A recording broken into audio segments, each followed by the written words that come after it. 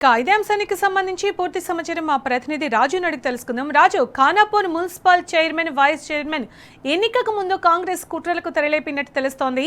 ఎలాగైనా చైర్మన్ పీఠాన్ని దక్కించుకోవాలని BRS councillor kidnap కు పూనుకున్నట్టు తెలుస్తోంది కదా, అప్డేట్స్ ఏంటి దీనికి సంబంధించి?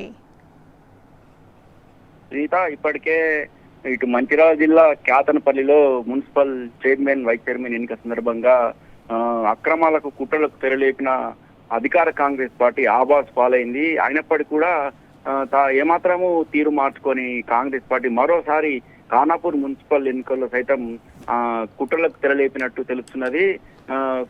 బీఆర్ఎస్ పార్టీకి చెందిన 5వ వార్డు కౌన్సిలర్ ని ఆమె కొడుకు సతీష్ ను కొద్దిసేపటి క్రితం కాంగ్రెస్ సంబంధించిన కొంతమంది కిడ్నాప్ చేసినట్టు సమాచారంతో బీఆర్ఎస్ నాయకులు ఖానాపూర్ పోలీస్ స్టేషన్ లో ఫిర్యాదు చేయడం జరిగింది.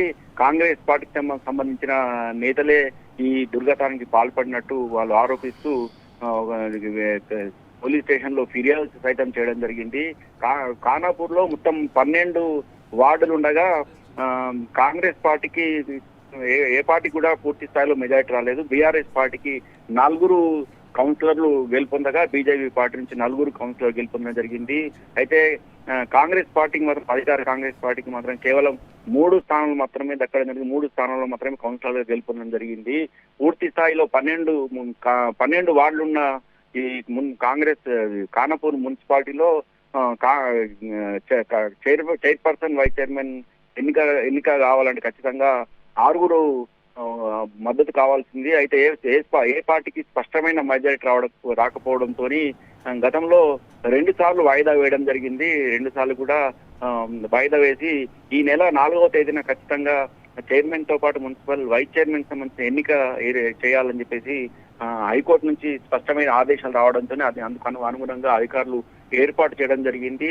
అయితే 2 రోజుల ముందే ఈ నెల 4వ తేదీన చైర్మన్ అలాగే వైస్ చైర్మన్ సంబంధించిన ఎన్నిక కావాల్సిన నేపథ్యంలో 2 రోజుల ముందే ఈ రోజు ఉదయమే 5వ వార్డు ఖానాపూర్ చెందిన 5వ వార్డు కౌన్సిలర్ పోచమ్మతో పాటు ఆమె కొడుకు సతీష్ ను సైతం కిడ్నాప్ చేసినట్టు బీఆర్ఎస్ సంబంధించిన నేతలు ఖానాపూర్ లో ఫిర్యాదు చేయడం జరిగింది. అయితే కేవలము అక్రమంగా అడ్డదారిలో, దొడ్డిదారిలో చైర్మన్ స్థానాన్ని కైవసం చేసినందుకే కాంగ్రెస్ పార్టీ, అధికార కాంగ్రెస్ పార్టీకి చెందిన నేతలే కిడ్నాప్ చేశారని, ఖచ్చితంగా ఇది ప్రజాస్వామ్యానికి విరుద్ధమని, ప్రజాస్వామ్యబద్ధంగా జరగాల్సిన ఎన్నికలను తప్పుదో పట్టించే ప్రయత్నం చేస్తున్నారని, ప్రజాస్వామ్యాన్ని అపహాస్యం చేసే విధంగా చేసేందుకు కాంగ్రెస్ కుట్రలు లేకున్నా ఇట్లాంటి కుట్రలను మాత్రం ఖచ్చితంగా తిప్పి కొడతామని, ఖచ్చితంగా బేషరతుగా కిడ్నాప్ చేసిన కౌన్సిలర్ ను వెంటనే విడుదల చేయాలని చెప్పి ప్రధానంగా డిమాండ్ చేయడం జరిగింది. పోలీసులు కూడా ఖచ్చితంగా చర్య తీసుకోవాలి.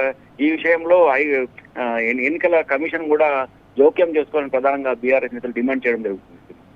Right Raju, thanks for the updates.